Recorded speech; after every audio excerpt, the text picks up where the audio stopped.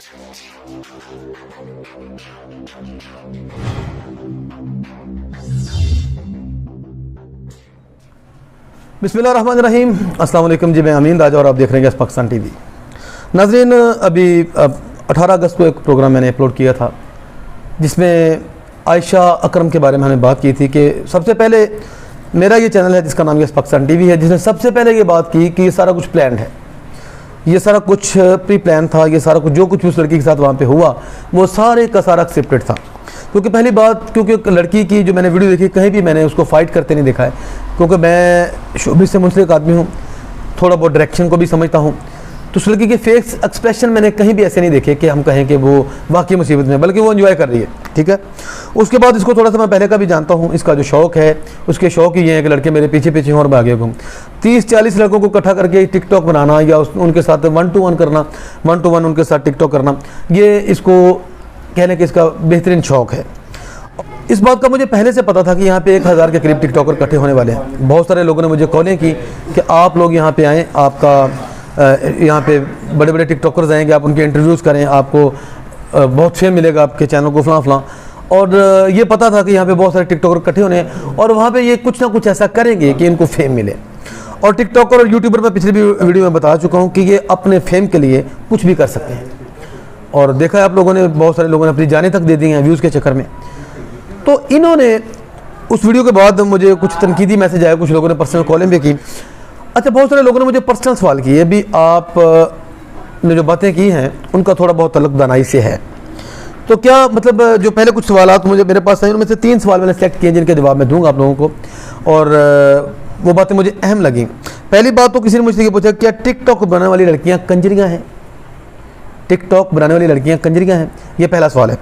दूसरा सवाल किसी ने पूछा कि अगर ये कंजरियाँ हैं तो ये लफ्ज़ जो कंजर है, कंजर या कंजरी, इसकी तारीफ़ ज़रा बता दें कि ये क्या है, हम किन लोगों को कंजर समझ सकते हैं, या क्या ये बाकायदा गुजात है। और तीसरा सवाल जो उठाया गया है कि क्या ये जो आयशा है टिकटॉकर, ये भी कंजरी है। तो सबसे पहले हम बात करेंगे कि लफ्ज़ कंजर और कंजरी क्या होता है। ये जो पहला पॉइंट है हमारे पास, पहला पॉइंट ये है कि कंजर और कंजरी मतलब नज़र आ रहा है कि मेल और फीमेल के जैसे एक जोड़ी होती है। तो इसको ये कोई ज़ात नहीं है, जिस तरह लोग कहते हैं ना कि ये कोई किसी के ख़ास लोगों की ये कौम है, ये ख़ास ज़ात है, कोई ऐसे नहीं है। ये इसी तरह है कि कोई भी बंदा है किसी भी कौम का है, अगर वो कपड़े धोने का काम स्टार्ट कर दे, लोग उसको धोबी कहना शुरू कर देंगे। अगर वो लोहे का काम शुरू कर दे, उसकी कौम बट हो, खा उसकी कौम आराई हो, अगर वो लोहे का काम शुरू कर देगा तो जो नहीं जानते वो कहेंगे ये लोहार है। ठीक है। और किसी भी काम का आदमी अगर बाल काटना शुरू कर दे, लोग उसको नाई कहना शुरू कर देंगे। इसी तरह कोई भी बंदा जब बेगैरत हो जाता है, जो अपने माँ बहन की कमाई खाना शुरू कर दे, या मतलब माँ बहन को नचवाना शुरू कर दे, या माँ बहन जिसकी नाचना शुरू कर दे और उस शोबे से पैसे कमाए, उसको कहा जाता है कंजर। इसमें कोई ज़ात की कैद नहीं है। जो भी बंदा बेगैरत हो जाए, जिसकी गैरत मर जाए और जो ये अपना ज़रिया मुआश ये वाला रखे, जो मैं पहले कह चुका हूँ, तो वो क्या होगा, वो कंजर होगा। एक बात तो क्लियर होगी। दूसरी बात यह है कि क्या टिकटॉक बनाने वाली लड़कियाँ भी, इनको कंजरियाँ कहा जा सकता है? तो पहले हम चेक करेंगे कि तरीकाकार क्या है। कि जो कंजरी होती है, जो कह रहे हैं कि जो ख़ानदानी लोग हैं जिनका नस्ल दर नस्ल यही काम है, वो अपनी बच्चियों को पढ़ाते हैं। और जब तालीम के साथ है, जैसे हम अपने बच्चों को कुछ और काम भी सिखाते हैं, ये साथ में उनको डांस की क्लास देते हैं। आप कभी लाहौर का जो शाही महल्ला है वहाँ पे जाएं तो वहाँ पे हर घर की लड़की जो है, वहाँ पे एकेडमीज़ बनी हैं कि वहाँ पे जाके शाम के टाइम उनके बाप, उनके भाई खुद उनको लेके जाते हैं, वो वहाँ पे जाके क्लासिकल और कथक डांस सीखती हैं। और सीखने के बाद जब उनके व्यूज़ लेंगे उनके भाइयों के, उनके बापों के, तो ये कहेंगे भाई देखें जी, बच्ची अगर काम सीख जाएगी तो अच्छी रोज़ी कमाना शुरू कर देगी, इसकी ज़िंदगी बन जाएगी। जिस तरह हम अपने लड़कों के बारे में कहते हैं ना हम लोग कि जब लड़का जी इसको काम पे डाल दिया है, सीख जाएगा तो इसकी ज़िंदगी बन जाएगी। तो ये व्यूज़ उन लोगों के अपनी बेटियों के बारे में होते हैं। और वो बेटियां जब बड़ी हो ट्रेंड हो जाती हैं तो वो अपने पूरे का पूरा ख़ानदान पालती हैं। लेकिन तरीकाकार यही है कि पहले लुभाने का तरीका सीखना है कि किसी भी पार्टी को, किसी भी आदमी को किस तरह अपनी तरफ अट्रैक्ट करना है। अट्रैक्ट करने के बाद उनको अपने चुंगल में फंसाना है, फिर उनसे पैसे लेने हैं। अगर ये टाइप हैं, कोई बहुत ज़्यादा पैसे कमाते हैं, कोई बहुत कम पैसे कमाते हैं। अब टिकटॉक लड़कियों की तरफ अब हम आएँ तो जैसे पहले मैं कह चुका हूँ कि यहाँ पर भी कैद नहीं है कि वो किस कौम से हैं।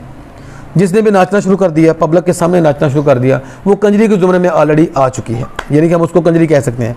और अब आगे जो उसका एम है, उसका अगला एम भी यही है जो उन लड़कियों का होता है जो ख़ानदानी लोग ये काम करते हैं कि कुछ सीखेंगे, फेम होंगे तो पार्टियाँ आएंगी। और अभी मैं अपने घर पे करनी हूँ, जब मेरा नाम हो जाएगा, फेम लेना, फेम लेने का मकसद क्या है कि मैं पब्लिक में जाऊँगी, जो आयशा का मतलब था। और उसने फेम लेने के लिए कौन सा तरीका अख्तियार किया, उसने एक ऐसी हरकत कर दी जिसकी वजह से उसको तो फेम मिल गया, लेकिन मेरा मुल्क पाकिस्तान पूरी दुनिया में बदनाम हो गया। यहाँ का नौजवान पूरी दुनिया में बदनाम हो गया कि ये सारे के सारे ठरकी हैं, ये सारे के सारे वहशी हैं, दरिंदे हैं। और बड़ी मुश्किल से, बड़े सालों की मेहनत के बाद हमने एक कलंक अपने माथे से धोया था कि हम लोग दहशतगर्द हैं। दहशतगर्दी का कलंक हमने बड़ी मुश्किल से धोया था कि अब ये दूसरा कलंक हमारे ऊपर लग गया कि हम लोग जिनसी पुजारी हैं, हम हवस के पुजारी हैं, हम सारे के सारे जो नौजवान हैं हमारे, वो मतलब कहने के ज़हनी मरीज़ हैं। लड़की को देख के ये लोग पागल हो जाते हैं। ये तासुर पूरी दुनिया में हमारा गया है, जबकि मामला उल्ट था। लड़के सारे इसके अपने थे और सारी बात एक स्क्रिप्ट थी, सारा कुछ एक स्क्रिप्ट तैयार किया गया, उसके तहत सारा काम होगा। तो बात करने का मकसद ये है कि अगर वो लोग जो ख़ानदानी कंजर हैं और उनका एम भी यही है कि मशहूर होने के बाद पैसे कमाने हैं, और इन लड़कियों का भी यही एम है कि मशहूर होने के बाद पैसा कमाना है, तो आप हर टिकटॉक लड़की को कंजरी कह सकते हैं। एम एक है, सिस्टम एक है, ताल्लुक एक है। सिर्फ ये है कि वो डांस की तरबियत लेते हैं और इनको डांस तो करना नहीं आता, तो फिर ये क्या करती हैं, वल्गर हरकतों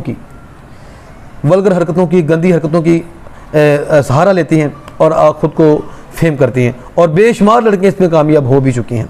और अभी ये आयशा वाला वाक़या के बाद क्या हुआ है कि ऐसी लड़कियां जो टिकटॉक पे बहुत ज़्यादा कुछ कर रही हैं, ये ऐसा कि शरीफ घरों की लड़कियां तो पहले भी टिकटॉक नहीं बनाती हैं। ओपन माइंड, खुले दिमागों के जो लोग हैं, जो इस बात को बुराई नहीं समझते हैं कि उनकी बहन डांस कर रही है, बल्कि वो तारीफ़ करते हैं और ख़ुद लड़के दूसरे लड़कों से पूछते हैं कि मेरी बहन का डांस तुम्हें कैसा लगा। ये उन लोगों की लड़कियां टिकटॉक बनाती हैं, सरेआम छतों पे चढ़ के, घरों में, पार्कों में आके, लड़कों के गलों में बाहें डाल के। तो अब वो अपने घरों में बैठ के ही अपने दोस्तों के साथ या अपने भाइयों के साथ, या जो लोग भी उनको प्रमोट करते हैं, उनके साथ बैठ के ये प्लान कर रही हैं कि आयशा ने तो फेम ले लिया एक हरकत करके, अब हम क्या करें कि हमें भी फेम मिले। और वो भी बैठ के कुछ ना कुछ स्क्रिप्ट लिख रही हैं। और आप देखेंगे कि इस तरह के वाक़यात अनकरीब फ्यूचर में बहुत सारे होने वाले हैं, क्योंकि ये सिलसिला यहाँ पे थमने वाला नहीं है। क्योंकि ये यूट्यूबर और टिकटॉकर, मैं पहले भी कह चुका हूँ काफ़ी सारी वीडियो में, ये व्यूज़ के लिए किसी भी होशी हरकत तक पहुँच सकते हैं। बहरहाल मेरे पास जो 3 सवाल आए थे, जो मैंने अहम समझा इनका जवाब देना मैंने आपको दे दिया है। और अगर कोई मेरी बात किसी को बुरी लगी हो तो मैं समझता हूँ कि मैंने रियलिटी की बयान की है। और फिर भी अगर किसी को बहुत बुरी लगी हो तो मैं माजरत चाहता हूँ। और फिलहाल मुझे इजाज़त दीजिए और देखते रहिए यस पाकिस्तान टीवी। अल्लाह हाफिज़।